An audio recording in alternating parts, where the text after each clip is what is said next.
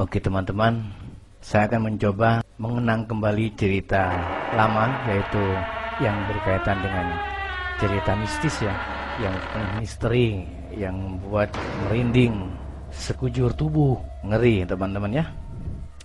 Oke, saya akan mengingat-ingat lagi cerita yang pernah saya alami beberapa tahun lamanya.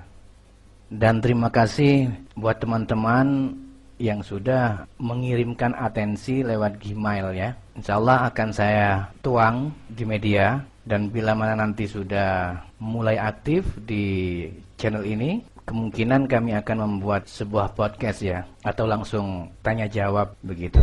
Untuk kali ini saya kedepankan dulu pengalaman pertama saya yang berkaitan dengan mistis.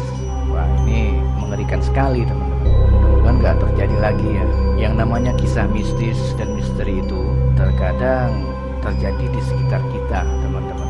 Kali ini saya akan membahas tentang perjalanan saya dulu dari Banyuwangi ke Surabaya. Pas kebetulan di Banyuwangi saya menghadiri acara keluarga dan akan ke Surabaya rombongan, tapi saya nggak mau, saya mau sendirian saja begitu kan. Ya sudah, akhirnya sudah mencar semua ya, keluarga besar udah mencar, tinggal saya sendiri gitu teman-teman. Kalau saya perhatikan ya, kalau saya ingat-ingat ya, perjalanan dari Banyuwangi ke Surabaya itu biasanya ditempuh selama 5 sampai 6 jam teman-teman, bisa lebih, takutnya macet kan begitu.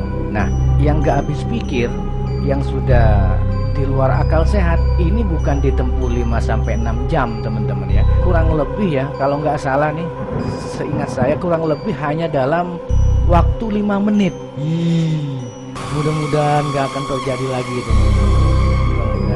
Yaitu pengalaman misteri yang pernah saya alami dan masih jelas dalam ingatan saya, tentang kejadian mistis yang sempat menghebohkan warga kampung itu di sekitar terminal Purabaya, Bungur Asih di Surabaya itu. Akhirnya ramai diperbincangkan orang masalah mistis yang mengerikan itu, perjalanan yang mengerikan. Akhirnya banyak ibu-ibu, emak-emak gitu kan, adik-adik sekolah, mahasiswa itu pada takut teman-teman, pada takut, nggak berani kalau malam pulang gitu.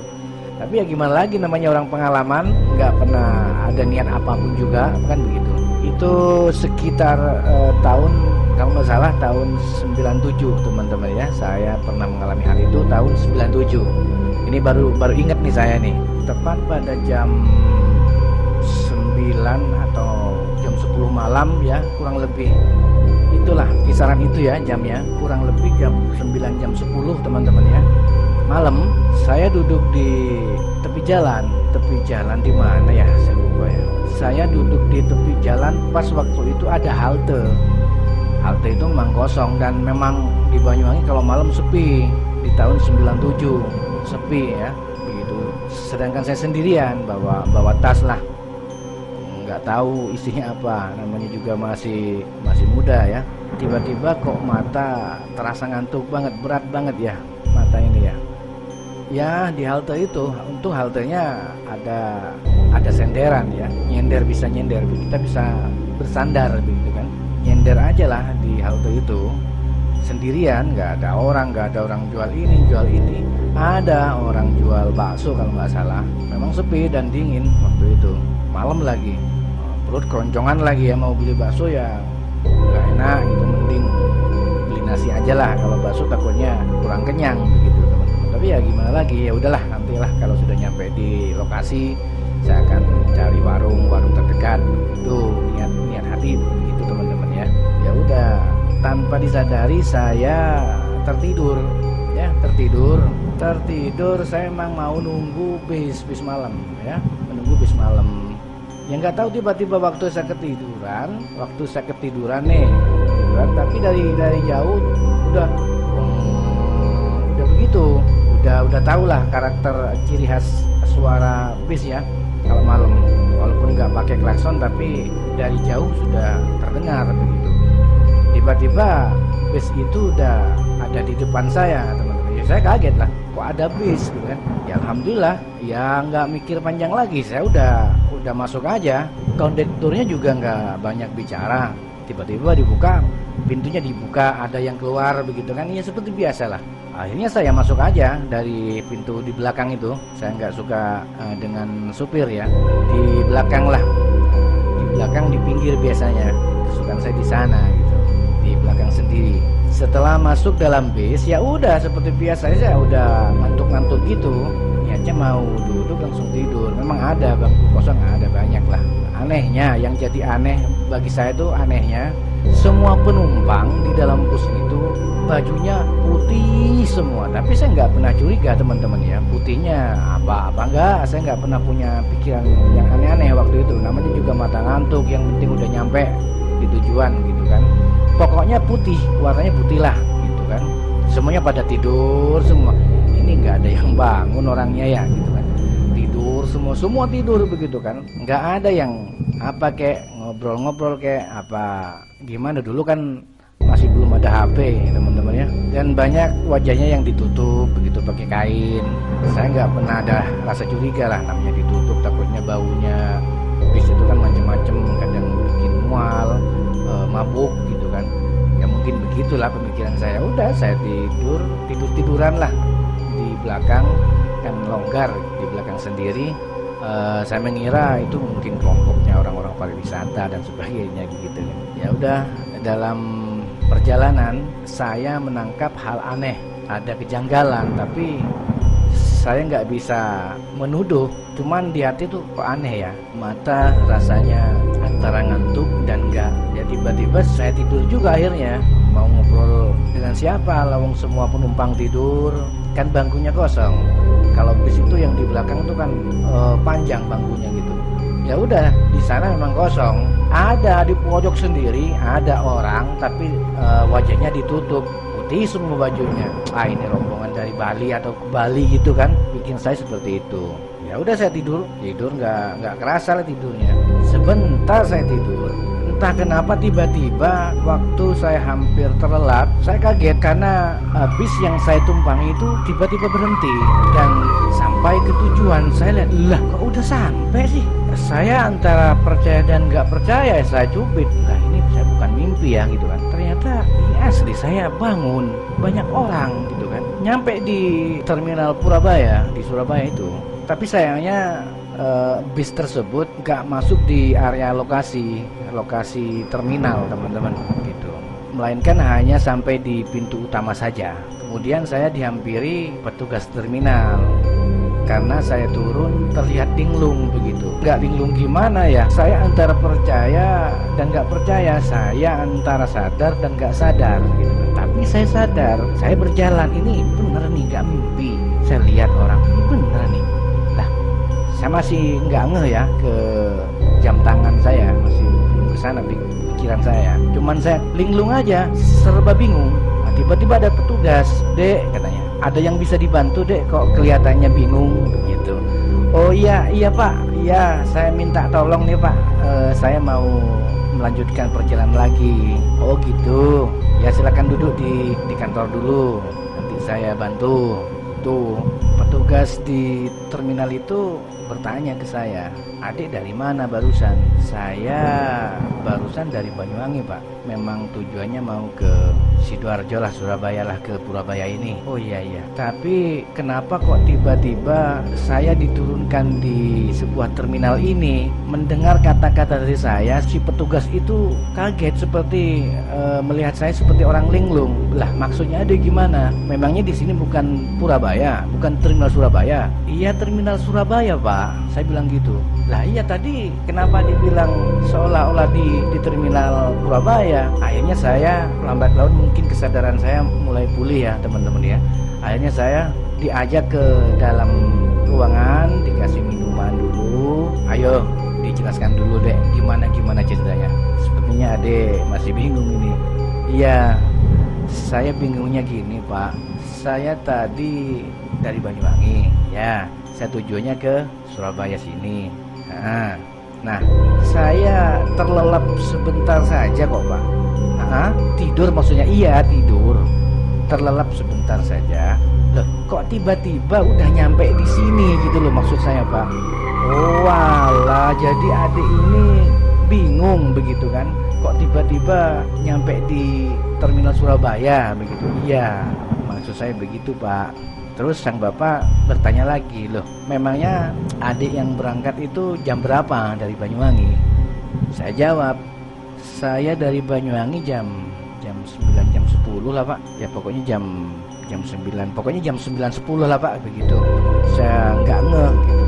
Oh, jam 9 jam 10 lah. Sekarang jam berapa? Masih jam 10.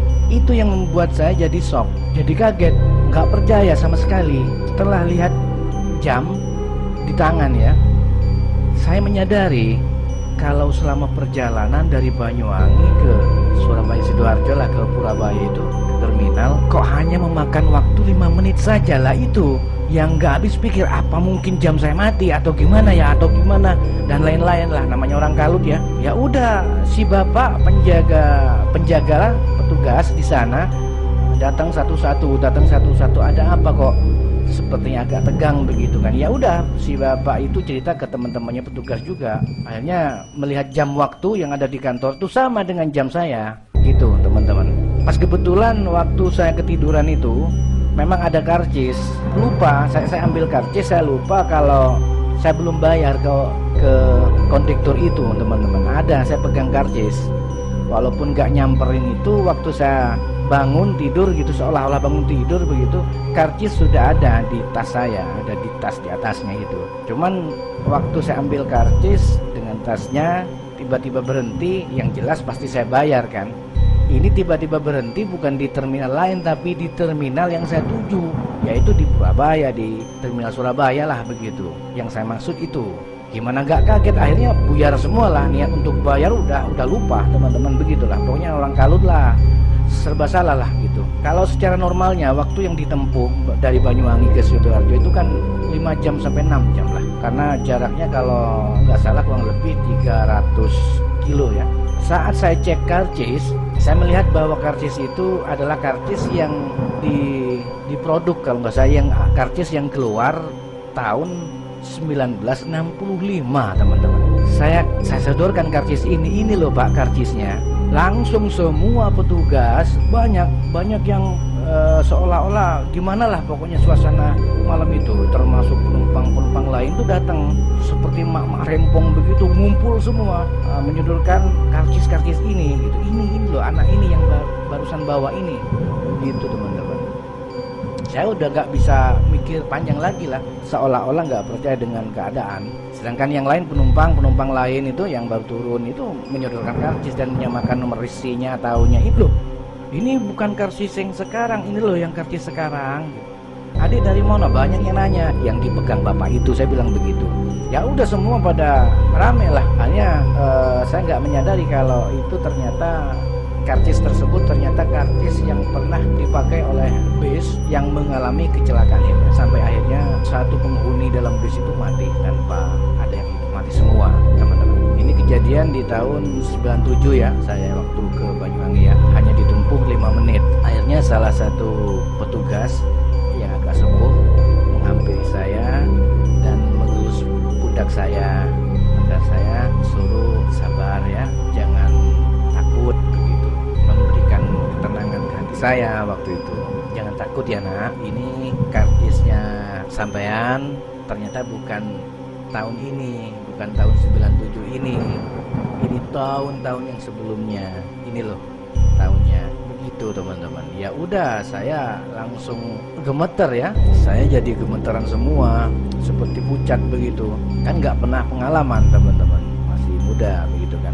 Tahun karcis itu tahun 1965. Ternyata ada kabar dan beritanya di koran itu, Pak Tua petugas itu tiba-tiba buka laci, ternyata dicari apa yang dicari, ternyata ketemu. Ingin tahu lah apa yang dibuka, ternyata sebuah koran, yaitu ternyata dalam koran itu ada tulisannya bahwasanya di tahun 1965 itu ada bis yang kecelakaan, jadi seluruh penumpang meninggal dan mengenaskan begitu, masuk jurang. Kalau nggak salah nama jurangnya Jurang Mayit teman-teman ya, nggak tahu di wilayah mana Jurang Mayit itu. Nah, ini penjelasan dan cerita saya secara pribadi. Mudah-mudahan kalian semua tidak akan mengalami hal-hal yang seperti itu. Walaupun terjadi mungkin kalian nggak mungkin tahu gitu kan. Yang jelas pasti timbul tanda tanya, loh kok seperti ini ya. Tapi jadikan ini semua sebagai pengalaman, ambil sisi positifnya saja, ambil sisi baiknya. Yang penting kita sekalian masih diberikan kesehatan dan keselamatan oleh Allah. Itu saja teman-teman ya, pengalaman mistis yang pernah saya alami dulu. Untuk selanjutnya saya akan membacakan atensi dari para sahabat yang sudah masuk emailnya, pengalaman-pengalaman yang pernah dialami oleh mereka. Itu pengalaman pribadi ya, bukan pengalaman dari keluarga atau dari saudara dan sebagainya kan. Tapi ini pengalaman pribadi. Itu aja teman-teman ya. Sampai jumpa lagi di season berikutnya. Wassalamualaikum warahmatullahi wabarakatuh.